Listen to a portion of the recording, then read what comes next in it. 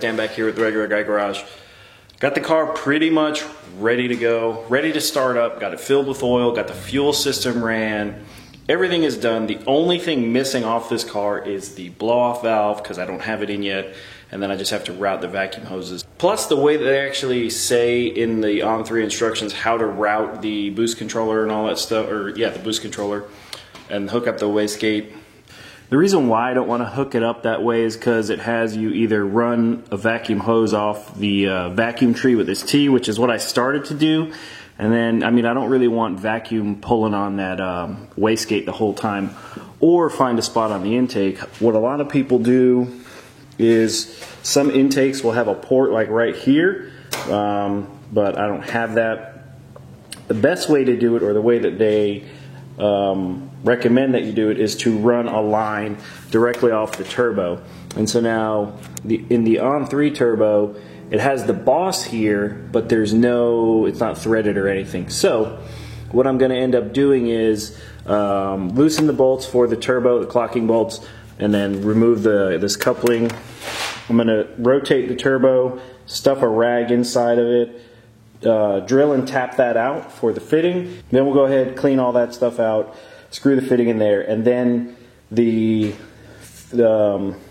line from here will go basically to the wastegate and boost controller and whatnot. So I'm going to do that, plus I'm waiting on the blow-off valve. The blow-off valve will tee off of the vacuum tree. So I'll tee off the vacuum tree for the blow-off valve, which will go right there, and then we'll have the boost controller set up with the wastegate over here. The other thing I did was I ran my battery disconnect switch. I said in a previous video that I was going to run it off the negative terminal. Then I did some reading and whatnot and read, and I think even somebody commented, hey, no, you need to do it off the positive.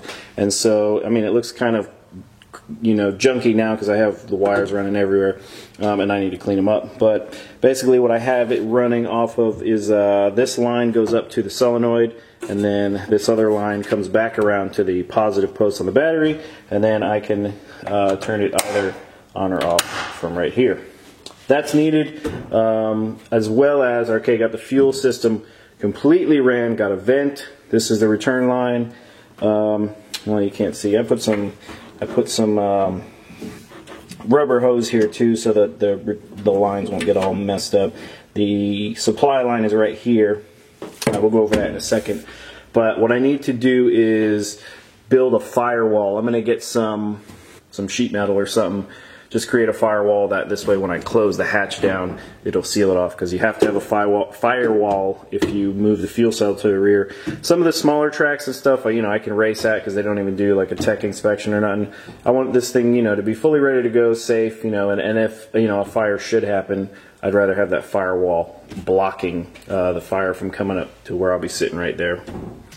Alright, so moving up under the car, like I said, the supply hose here, don't mind, I need to finish up putting, you know, some hose and stuff around that. But anyway, I have a dash 10 line running out to a 100 micron fuel filter, and then this isn't exactly how I wanted to run it. The fuel pump is up over here. What I wanted to do was have basically like the fuel filter prior to the pump, and then there's a 30 micron further, or it's a 10 micron actually, further up the line. I wanted those all basically connected and maybe mounted somewhere over here, but I didn't have the fittings, and this is just kind of what I came up with what I had and the hose I had. So this is a dash 10, like I said, comes to the filter.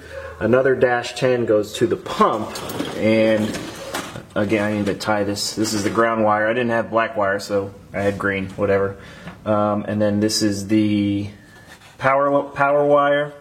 And so yeah, the dash 10 comes into the back of the pump. Got this bracket set up here, and then it's a dash 6 bolt going out. Now it's dash 6 going out and then coming back for the return side.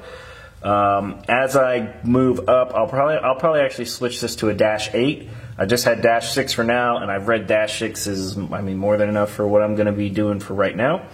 But anyway, yeah, I have everything. I mean, it's just zip tied off for now. I'm going to get some cable clamps, insulated ones, and you know, really have everything set up. But so yeah, this evil I keep wanting to call it Evil Empire. Evil Energy. So the Evil Energy stuff, I mean, it's really cheap, but I mean, the way that I ran it, it looks fine. I tested the fuel system already, and there's no leaks, so, you know, that's obviously really important. You know, we'll see once I actually get out there and start getting on the car and stuff. I'm confident it's going to work, though. I mean, some people were commenting on the last video saying they used it and, you know, no issues. So, you know, it should be okay with it. And to be honest, as long as it works, I mean, I might as well stick with it. So anyway, as the lines come up, you know, they hook in right here, supply, return, zero issues with it. Yeah, everything's, you know, run pretty clean, works.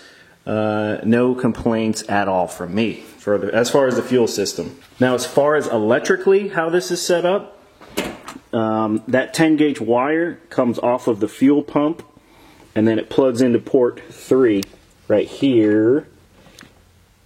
So port 3 of my MSD solid state relay. I need to get, actually I have them, I just need to hook them up. I have inline fuses that are going to run to each the fuel pump, water pump, and the electric fans, which I should actually probably do that before I really do anything. And then, anyway, so power line comes into port 3, and then this is that green trigger wire that comes with the Holley Terminator. It comes off the Holley Terminator wiring harness. Actually, it comes off the fuel relay for the fuel pump on the Holley Terminator wiring harness. So as long as you hook it in, right, power wire to port 3, hook it up, hook the pump, you know, ground the pump as well, and then have your trigger wire right here. As soon as you turn the key, that pump will start turning. It'll do your, you know, whatever. Mine's set up to prime for 5 seconds, and then as soon as you fire it up, you know, the pump should turn on and stay on.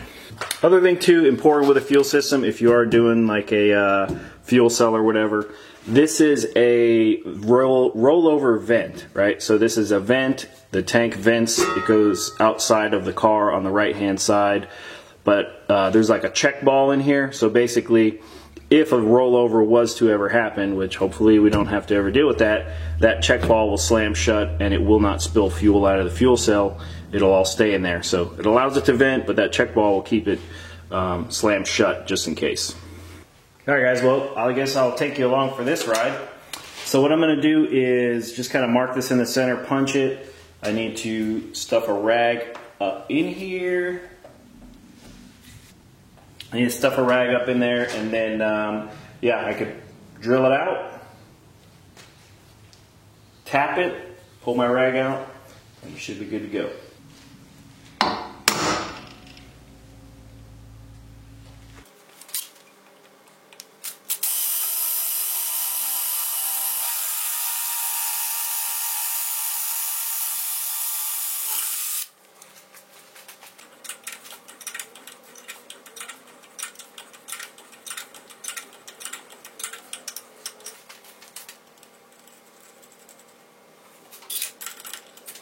So to be quite honest, I don't really remember where I left off in the video, so it might seem like an awkward kind of phase where it might seem like an awkward part of the video, but I just wanted to get everything done.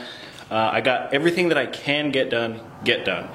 I finished pretty much everything. I had to change the transmission cable, change that, put a drive shaft loop on the car, I don't know, fuel system's done. I accidentally cut a brake line, so I had to fix a brake line. I spliced in a new piece of brake line. That's done. Yeah, I mean, everything and anything is done. All I need to do is, as far as mechanically, we still are missing the blow-off valve, but I'm gonna fire the car up, try and get the idle down, you know, relatively close, make sure there's no leaks and stuff like that. So let's go ahead and do that really quick.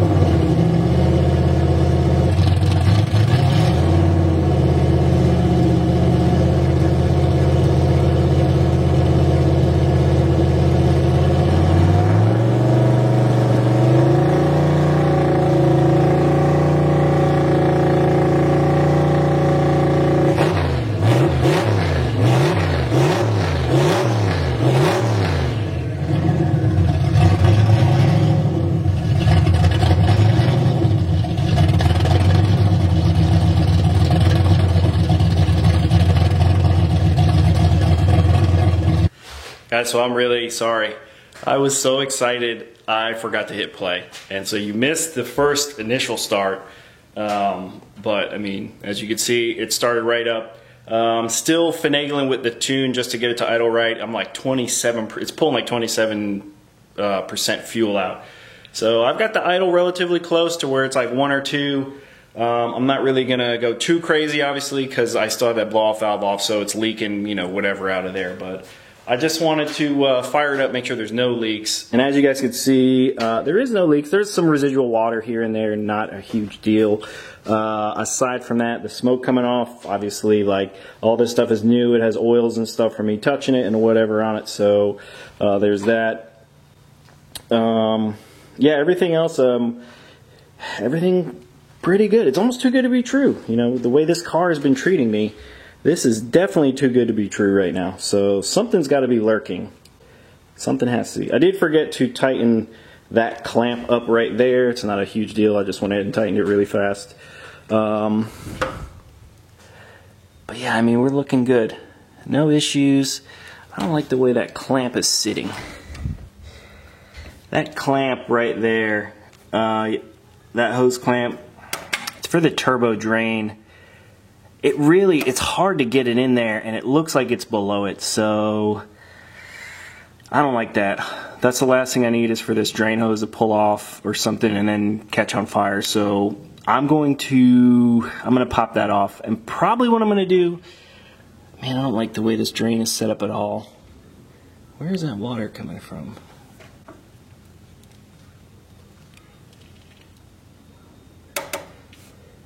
I figured out I have a small water leak. What it is there's a nipple that goes into the water pump, electric water pump at the bottom. It's loose, so there's some water leaking out of that.